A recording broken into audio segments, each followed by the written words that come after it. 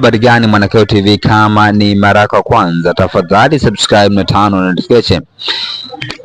Jukwaa la majaji Afrika limesisitiza kesi ya Lissu kuamuliwa kwa haraka.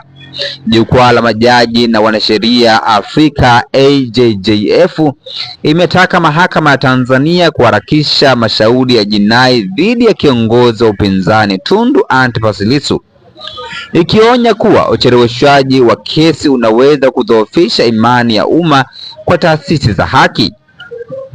Katika taarifa yake, AJJF ilibainisha kuwa mashauri yanayomhusu mwanasiasa maarufu huvutia uangalizi wa kimataifa na kitaifa, hivyo uwazi wa kesi ya uendeshaji ni muhimu.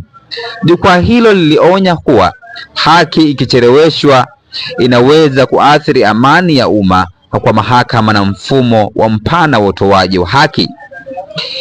AJJF ilisisitiza kuwa uamuzi wa haraka na wa kuaminika unahudumia maslahi ya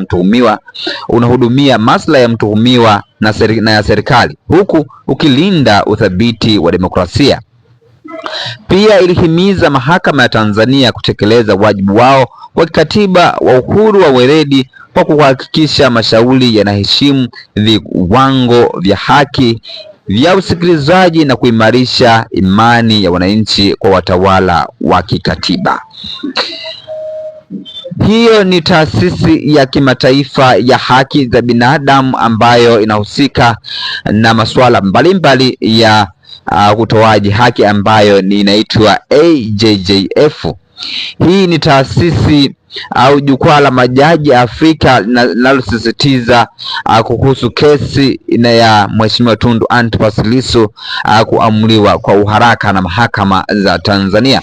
Una maoni gani kama Mwanakeo TV? Tafadhali shusha maoni yako katika sehemu ya comment section. Jina langu ni Dioka TV. Tunakatuja katika masuala ya kisiasa.